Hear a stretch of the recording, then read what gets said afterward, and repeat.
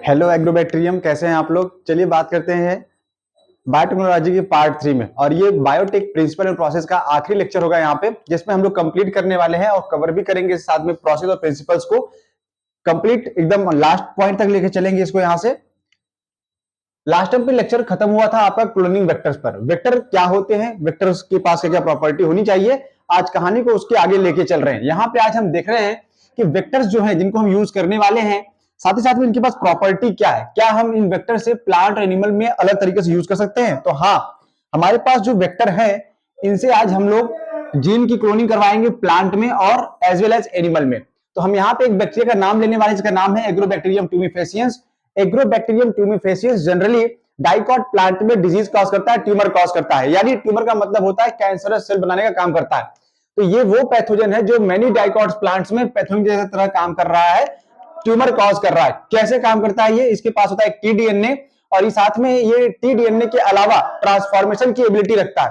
Transform करके ये क्या कर सकता है, can deliver a piece of DNA, that is tDNA, to transform normal cell into tumor। ये नॉर्मल सेल को ट्यूमर बना सकता है। कैसे, अपना टीडीएनए ट्रांसफर करके। टीडीएनए जब ट्रांसफर कर रहा होगा उसी समय ठीक ट्यूमर जो प्रोड्यूस हो रहे थे, सवाल था कि ट्यूमर क्या थे। ट्यूमर जो प्रोड्यूस हो रहे हैं that have the chemical required by the pathogen, इनसे वो केमिकल मिल जाएगा। ट्यूमर बनने का फायदा क्या है, ट्यूमर जब बनेगा तो उनसे वो केमिकल मिलेगा जो केमिकल पैथोजन को चाहिए। पैथोजन मतलब किसको चाहिए, वो पैथोजन चाहिए आपके एग्रोबैक्टीरियम को, एग्रोबैक्टीरियम ट्यूमिफेसियस को चाहिए। तो वहां पे जो टीआई प्लाज्मिड था, चलिए टीआई प्लाज्मिड को मॉडिफाई करते हैं और इसको अपने काम के योग्य बनाते हैं। तो जो ये टीआई प्लाज्मिड है, जिसका नाम ट्यूमर इंड्यूसिंग प्लाज्मिड है, एक ऐसा प्लाज्मिड जो ट्यूमर बना सकता था, अगर हमने इसको मॉडिफाई कर दिया, जेनेटिकली मॉडिफाई किया, तो क्या कर पाएंगे हम, मॉडिफिकेशन के बाद हम नॉन पैथोजेनिक करवा देंगे इसको, कि अभी इसके तो जो पैथोजेनिक प्रॉपर्टी थी वो नहीं रहेगी, but it can use mechanism to deliver gene of interest into the plants. और इसकी हेल्प से हम जीन ऑफ इंटरेस्ट को, डिजायर्ड डीएनए को, डिजायर्ड जीन को प्लांट सेल में ट्रांसफर करवा सकते हैं, कर पाएंगे। कैसे करेंगे, इससे बनाने से पहले हम होस्ट को कंपिटेंट बनाएंगे। होस्ट को कंपिटेंट बनाने का सबसे बेहतर मेथड जो है, यहां पे जो दिखाया जा रहा है, ये कहीं और नहीं मिलेगा, ये भारतीय परंपरा से रिलेटेड है। तो चलिए देखते हुए बात करते हैं क्या है होस्ट को कंपिटेंट बनाना। कैसे, कह रहा है कि डीएनए जो है ये हाइड्रोफिलिक मॉलिक्यूल होते हैं। हाँ, मानते हैं डीएनए हाइड्रोफिलिक है, हाइड्रोफोबिक नहीं है। फिलिक है मतलब पानी में डिसॉल्व होता है, and can not pass through the cell membrane. साथ ही साथ में ये सेल के मेम्ब्रेन के थ्रू पास नहीं हो सकता। तो चलो अच्छी बात है, फिलिक मॉलिक्यूल भी है और can not pass through the cell membrane भी हो रहा है। तो यहां पे क्या करेंगे, ये bacterial cells are made competent to take up alien DNA और प्लाज्मिड। अब यहाँ पे बैक्टीरियल सेल्स को हमें कंपिटेंट बनाना है ताकि वो एलियन डीएनए को या प्लाज्मिड को टेकअप कर सके, ले सके। कैसे लेगा, लेने के लिए इनके पास मेथड है। जैसे घर में होता है ना, छोटा बच्चा दूध नहीं पी रहा है तो क्या करती है, मम्मी चम्मच से पिलाती है, चम्मच से नहीं पी रहा है, डंडा दिखाती है, डंडा दिखाती है, थप्पड़ मारती है, 2 थप्पड़ मारेंगी, नाक पकड़ाती हैं, फिर लाइक चम्मच ठूसती है, मुंह में पियो, कैसे नहीं पिएगा। बिल्कुल वही मेथड है कि यहाँ पे वेरियस मेथड है, अप्लाई करना है। कैसे करें जरा ध्यान से देखिएगा। ट्रीट करना है बैक्टीरियल सेल को with the specific divalent cation. Divalent cation मतलब कैल्शियम, कैल्शियम से ट्रीट कर दीजिए इसको, शायद थोड़ा बहुत ये एंटर कर जाए बैक्टीरियल सेल के अंदर।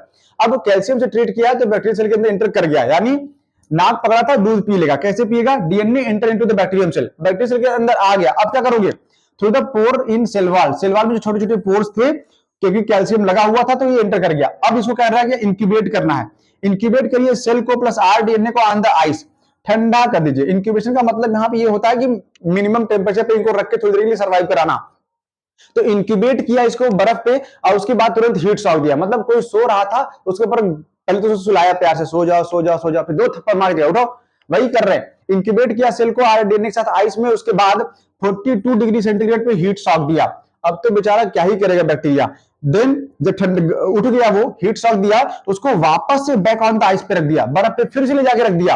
अब इस कंडीशन में बैक्टीरिया एकदम झल्ला चुका है कि भैया काम करो, हम सरेंडर कर रहे हैं, क्या ट्रांसफर करवाना है बताओ। आरडीएनए, बीडीएनए, सीडीएनए, जेडडीएनए सब लॉन्ग सब ट्रांसफर करेंगे, प्लाज्मिड प्लाज्मिड सब की तरह काम करेंगे। तो ये मिलके क्या करेगा वहां पे, अब bacteria take up the DNA, bacteria DNA को ले लेगा इजीली। अब जो कहोगे इसे जहां भेजोगे ट्रांसफर कर देगा। ट्रांसफर करने वाली सीरीज में हमारे पास अदर मेथड्स और कौन कौन से हैं, मतलब आप और कौन से मेथड फॉलो कर सकते हैं जिसकी हेल्प से आप आरडीएनए को ट्रांसफर करेंगे। पहला है यहाँ पे माइक्रो इंजेक्शन। माइक्रो इंजेक्शन छोटी सी सेल्स होती हैं, छोटी सी इंजेक्शंस होती हैं। मान लीजिए ये सेल है, सेल के अंदर ये न्यूक्लियस है, ठीक। हमारे पास एक माइक्रो इंजेक्शन होता है, माइक्रो इंजेक्शन जिसकी नीडल बहुत ही शार्प होती है, महीन होती है, जो जनरली गैमीट वगैरह के अंदर काम आती है ट्रांसप्लांट करने में, ठीक है। ये रहा आपका माइक्रो इंजेक्शन। माइक्रो इंजेक्शन में यहाँ पे पेच बना होता है, ऐसे स्क्रू बना होता है, ऐसे जब ड्राइव करते हैं, इसको घुमाते हैं पॉइंट पॉइंट करके, तो ये इसके अंदर इंटर करता है। इंटर करके क्या, इंटर करके आएगा यहाँ पे, जेनेटिक मटेरियल जो भी इसके अंदर रहा होगा उसको क्या करेगा, इसके अंदर छोड़ के चला जाएगा। तो न्यूक्लियस के अंदर, किसी सेल के न्यूक्लियस के अंदर इम्प्लांट करवाते हैं, छोटे साइज का होता है, माइक्रोस्कोप की हेल्प से करवाते हैं इसको, इलेक्ट्रॉन माइक्रोस्कोप, इसलिए इसको माइक्रो इंजेक्शन कह रहे हैं। माइक्रो इंजेक्शन के through directly injected into the nucleus of animal cell, animal cell के अंदर डायरेक्ट इंजेक्ट करवा सकते हैं। दूसरा मेथड भी है, अगर इंजेक्शन से ना माने तो गोली बारूद चला दो। कैसे चलाएंगे, cells are bombarded with the high velocity of micro particle made up of gold और टंगस्टन। तो सवाल है गोल्ड या टंगस्टन ही क्यों यूज किया, इसलिए यूज कर रहे हैं गोल्ड और टंगस्टन को, क्योंकि गोल्ड क्या लेस रिएक्टिव मेटल है, कोई ज्यादा हार्मफुल इफेक्ट नहीं आता। टंगस्टन भी बिल्कुल ऐसे ही है। अब कुछ लोग कहेंगे जब खाने को आप गोल्ड खा सकते हैं, चांदी खा सकते हैं, तो आप चांदी के यहाँ पे मेटल क्यों नहीं यूज कर रहे थे। चांदी का यूज करेंगे, चांदी ऑक्सीडाइज होती है कुछ समय के बाद, और उसके बाद जो उसका इंपैक्ट आएगा वो अच्छा नहीं होगा, ना ही प्लांट के लिए ना ही एनिमल सेल के लिए, इसलिए हमने उसका यूज नहीं किया यहाँ पे। नेक्स्ट में क्या किया कि हमने गोल्ड और टंगस्टन को गोल्ड और टंगस्टन का यूज किया, कोट कर दिया इससे फॉरेन डीएनए को, और उसके बाद फॉरेन डीएनए को इंट्रोड्यूस कहां कर रहे हैं, इंट्रोड्यूस कर रहे हैं डायरेक्ट प्लांट सेल के अंदर। जनरली ये सुटेबल मेथड होता है यूज करने के लिए, किसके लिए, प्लांट के लिए। तो प्लांट के लिए ये सुटेबल मेथड है। लास्ट पॉइंट है आपके लिए यहाँ पे डिसआर्म्ड पैथोजन, या तो आप पैथोजन क्या करिए, डिसआर्म कर दीजिए। डिसआर्म करने का मतलब क्या होता है, जो भी उसके उपकरण हैं, उपकरण मतलब जिनसे वो आपको परेशान करता है, उनको निकाल दीजिए, रिमूव कर दीजिए। They infect cell and transfer rDNA into the host, उनके अंदर जो भी इन्फेक्शन वाली प्रॉपर्टी है उसको रिमूव कर दीजिए, उसके बाद होस्ट सेल के अंदर ट्रांसफर कर दीजिए। एग्जांपल किसका लिया था हमने, एग्जांपल लिया था एग्रोबैक्टीरियम ट्यूमिफेसियंस का। एग्रोबैक्टीरियम ट्यूमिफेसियंस में से मान लीजिए ये एग्रोबैक्टीरियम ट्यूमिफेसियंस है, इसका जो ये वाला पार्ट है ये टीडीएनए का पार्ट है, ठीक है। टीडीएनए के अलावा इसमें टीआई प्लाज्मिड इसको कह रहे हैं, टीआई प्लाज्मिड। तो टीआई प्लाज्मिड में जो ये टीडीएनए वाला पार्ट था यहां से यहां तक वाला, इसको रिमूव कर दीजिए। अगर ये नहीं रहेगा तो कैंसर नहीं काज होगा ना, ट्यूमर नहीं बनेगा, तो रिमूव करके इसका यूज कर रहे हैं। कहां पे, डाइकॉट प्लांट में एज ए पैथोजन ये काम कर रहा था। लास्ट पॉइंट है कि प्रोसेस ऑफ रिकॉम्बिनेंट डीएनए क्या है। अगर आपको रिकॉम्बिनेंट बनाना है तो रिकॉम्बिनेशन के लिए क्या क्या प्रोसेस होना चाहिए। पहला, रिकॉम्बिनेशन के लिए हमको क्या चाहिए, जेनेटिक मटेरियल चाहिए, डीएनए चाहिए। तो जेनेटिक मटेरियल डीएनए को आइसोलेट कैसे करेंगे, आइसोलेशन के लिए आपको बताया हुआ था, प्लांट या एनिमल सेल ले लीजिए, प्लांट सेल लीजिए, क्योंकि अभी प्लांट की बात आई थी तो प्लांट ले रहे हैं। प्लांट में क्या करेंगे हम लोग, उसको जैसे मान लीजिए बनाना लिया, बनाना को एक पाउच में रख के एकदम रगड़ के मैश करके एकदम महीन कर दिया, उसके बाद उसमें थोड़ा सा वॉशिंग पाउडर ईजी वगैरह डाल के शेक कर दिया अच्छे से, फिर थोड़ी देर सेटल डाउन होने दिया, नमक डाल दीजिए, नमक डाल के फिर फिल्टर कर दीजिए, फिल्टर पेपर लगा के फिल्टर करेंगे, जो फिल्ट्रेट आएगा उस फिल्ट्रेट में चिल्ड एथेनॉल डालिए, चिल्ड एथेनॉल डालेंगे, डीएनए जो है थ्रेड लाइक सस्पेंशन के फॉर्म में ऊपर की तरफ तैरता हुआ दिखाई देगा। तो सवाल ये भी रहेगा कि वॉशिंग पाउडर क्यों यूज किया था, और साथ में हमने साल्ट को क्यों ऐड करा था डीएनए के आइसोलेशन में। अब जो डीएनए निकला हुआ है, एगरोस जेल की कास्टिंग करेंगे, सी वीड से बनाते हैं एगरोस जेल, जेल बनाते हैं, उस जेल के ऊपर कास्टिंग करके वेल बना के हम उसके अंदर रख देते हैं। जेल इलेक्ट्रोफोरेसिस बोला था, मतलब जेल के ऊपर डीएनए को डाल तो दिया, अब इलेक्ट्रोफोरेसिस का मतलब क्या, इलेक्ट्रोप्लेटिंग पर रखकर उसको चार्ज देंगे, इलेक्ट्रिसिटी देंगे। अब इलेक्ट्रिसिटी देंगे तो क्या होगा, डीएनए कैसा होता है, डीएनए नेगेटिवली चार्ज है तो पॉजिटिवली चार्ज की तरफ भागेगा, पॉजिटिवली चार्ज मतलब एनोड की तरफ डीएनए भाग के जाएगा। On the basis of their molecular weight and density या लेंथ कह लीजिए, वो अरेंज हो जाएगा उस जेल की प्लेट पर। करना क्या है, करना कुछ नहीं था, अब जेल के साथ उसको काट के निकाल लीजिए, इस प्रोसेस को इल्यूशन बोलेंगे। और उसके बाद एथिडियम ब्रोमाइड, एथिडियम ब्रोमाइड क्या करिए, डाल स्प्रे करिए। एथिडियम ब्रोमाइड से जब स्प्रे स्टेन कर देंगे तो यूवी रेज डाल के देखेंगे, जहां जहां पे डीएनए होगा वहां पे हमको ब्राइट ऑरेंज कलर का बैंड दिखाई देगा, और उसके बाद आप कट करके निकालेंगे। तो ये प्रोसेस क्या कहलाएगा, इल्यूशन कहलाएगा। एक पॉइंट हो गया। दूसरा था cutting of the DNA, DNA की लेंथ ज्यादा है, आपको कम करना है, कैसे करेंगे।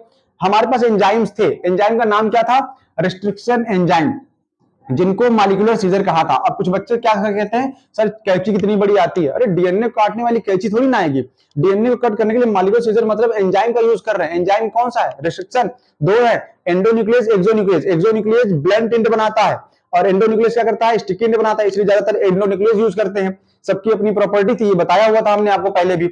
तो रिस्ट्रिक्शन एंजाइम लगा के स्पेसिफिक पैलिंड्रोम सीक्वेंस पे कट लगवा लेंगे, डीएनए काट के छोटा कर देंगे। Then amplification of gene, gene का एम्प्लीफिकेशन करवाएंगे by the method of PCR, polymerase chain reaction. कोविड-19 के समय पे आपने मेथड यूज किया था आरटीपीसीआर का। आरटीपीसीआर क्या है? Reverse transcriptase of polymerase chain reaction. Polymerase chain reaction का मतलब है डीएनए पॉलीमरेज लगाकर, आरएनए पॉलीमरेज लगा के ढेर सारा कॉपी बनाना। लेकिन आरटी का मतलब क्या? रिवर्स, रिवर्स कर रहे हैं, मतलब आरएनए से डीएनए बना रहे हैं। तो वायरल डीएनए में, वायरल जीनोम में क्या होता है? जनरली आरएनए होता है। प्लांट अगर वाला है तो आरएनए होगा, अब उससे क्या कर रहे हैं? डीएनए बना रहे हैं। तो ये आरटीपीसीआर के थ्रू होगा। तो पीसीआर का मतलब क्या? मल्टीपल कॉपी बनाना। कैसे मल्टीपल कॉपी बना रहे हैं? कुछ स्टेप्स है, जैसे डीएनए को पहले डीनेचर करेंगे, तोड़ने के बाद एनिलिंग करेंगे, वहां पे पॉलीएडिनाइलेशन, पॉलीटेलिंग करेंगे, फिर एक्सटेंशन करवाएंगे, उसका नंबर बढ़वाएंगे, उसी को रख लेंगे। यहाँ पे जो एंजाइम हम यूज कर रहे हैं उसका नाम है टैग पॉलीमरेज। टैग पॉलीमरेज क्यों यूज कर रहे हैं? क्योंकि ये ऑब्टेन करा गया है थर्मस एक्वेटिकस नामक बैक्टीरिया से। थर्मस एक्वेटिकस से लिया गया है, मतलब जब आप ये रिएक्शन परफॉर्म कर रहे होंगे उस समय जो वो हीट या एनर्जी प्रोड्यूस हुई होगी, उस हीट और एनर्जी को सर्वाइव सस्टेन करने वाला जो है वो एकमात्र ही है, यही वाला है। ठीक है, तो इसलिए टैग पॉलीमरेज थर्मस एक्वेटिकस को यूज किया जाएगा। लास्ट में क्या आएगा? Insertion of the rDNA. अलग कर लिया, ढेर सारी कॉपी बना ली, आरडीएनए को इंट्रोड्यूस कर दीजिए। इंट्रोड्यूस करने के बाद जब आप देखेंगे तो उस एम्ब्रियो को, उस जाइगोट को जब डेवलपिंग फेज में आप ऑब्जर्व करेंगे तो आप पाएंगे कि ऑब्टेनिंग फॉरेन जीन प्रोडक्ट, जिस चीज के लिए आपने इंट्रोड्यूस करा हुआ था वो प्रोडक्ट आपको बनके तैयार होता हुआ, मिलता हुआ दिखाई देगा। ठीक, तो ये टर्म याद रखिएगा। नेक्स्ट में क्या है हमारे पास? बायोरिएक्टर्स। बायोरिएक्टर्स क्या होते हैं? बायोरिएक्टर्स आर कुछ वेसल्स लाइक स्ट्रक्चर होते हैं जिनके अंदर आप रॉ मटेरियल देते हैं, ये उनको कन्वर्ट करके देता है आपको बायोलॉजिकल प्रोडक्ट के फॉर्म में। जैसे बायोलॉजिकल प्रोडक्ट एंजाइम या वैक्सीन, ऐसा कुछ आप बनवा सकते हैं। तो बायोरिएक्टर क्या कर रहा है? Are used to produce large number of product, can process 100 to 1000 litre, इतना कम से कम ये प्रोसेस कर सकता है। लेकिन it can provide optimal growth condition. अगर ये कोई बायोलॉजिकल प्रोडक्ट आप बना रहे हैं तो उसके लिए ऑप्टिमल ग्रोथ प्रोडक्ट या कंडीशन भी प्रोवाइड करता है, जैसे optimum pH, temperature, substrate, salt, vitamin या ऑक्सीजन। स्टेराइल एयर दीजिए उसको, बढ़िया सा आराम से वो ऑक्सीजन बना के देता रहेगा उसको। मोस्ट कॉमनली यूज बायोरिएक्टर जो है हमारे पास वो है स्टीर्ड टैंक्ड बायोरिएक्टर, जिसको हम स्टीयरिंग टाइप का भी कहते हैं। तो सबसे कॉमन जो हमारे पास है वो है स्टीर्ड टैंक, घुमाने वाला, मिक्स करने वाला बायोरिएक्टर ही हम यूज कर रहे हैं। एक बायोरिएक्टर में जनरली क्या क्या हो सकता है? एक एजिटेटर सिस्टम हो सकता है, एक ऑक्सीजन डिलीवरी सिस्टम होगा, एक फोम कंट्रोल सिस्टम होगा, जो झाग बनेगा, झाग को हटाने के लिए, रिमूव करने के लिए, तोड़ने के लिए बनेगा ना। देन टेम्परेचर को कंट्रोल करना है, टेम्परेचर ज्यादा नहीं होना चाहिए। पीएच को कंट्रोल करना है, पीएच मेंटेन रखना है उसका, एसिड बेस का कंट्रोलिंग होगा। एंड सैंपलिंग पोर्ट, जो सैंपल बन रहा है उसको पोर्ट करना है, हटाना है, भेजना है। तो ये रहा आपके सामने यहाँ पे एक बायोरिएक्टर। इसी बायोरिएक्टर की हम लोग बात करें जिसका नाम कहा था स्टीर्ड टैंक, घुमाने वाला, टैंक वाला, वेसल वाला बायोरिएक्टर है। देखिए यहाँ पे क्या लगा हुआ है? एक मोटर लगी है जो घुमाएगा, ये फोम कंट्रोलर लगा है, फोम ब्रेकर इसको कहते हैं, यहाँ वाले पार्ट को वेसल्स लाइक स्ट्रक्चर है, ये फ्लैट ब्लेडेड है, फ्लैट ब्लेड है, ये इंपेलर की तरह काम करेगा, मिक्स करेगा। एंड कल्चर ब्रॉथ है, यहाँ पे कल्चर मीडियम मिलेगा इसको। ये क्या कर रहा है? स्टीम फॉर द स्टेरिलाइजेशन, यहाँ से हल्की हल्की स्टीम मिलती रहेगी ताकि जो भी प्रोडक्ट आप दे रहे हैं वो क्या होता रहेगा? रॉ मटेरियल देंगे उसमें से उसको स्टेरिलाइज करता रहेगा। और ये एसिड बेस को कंट्रोल करने के लिए, पीएच के लिए लगाया गया है यहाँ पे, ये एसिड बेस या पीएच को कंट्रोल करेगा।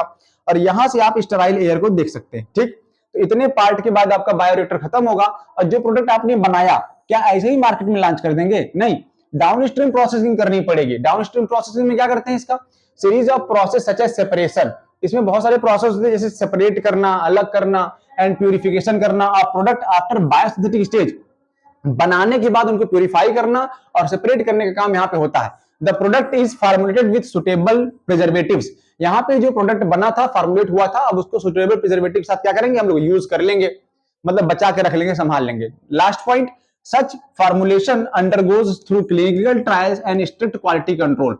और इसके बाद उसको हम लोग क्या करते हैं? स्ट्रिक्ट क्लिनिकल ट्रायल और क्वालिटी कंट्रोल के लिए भेज देते हैं। अगर प्रोडक्ट आपका अच्छा हुआ, क्लिनिकल ट्रायल में सक्सेसफुल हुआ, तब आप उसको अपने ब्रांड का लोगो लगा के मार्केट में लॉन्च कर सकते हैं। ठीक है, तो आज के लिए इतना ही। बायोटेक का ये वाला पार्ट, प्रिंसिपल और प्रोसेस, यहाँ पे कंप्लीट होता है।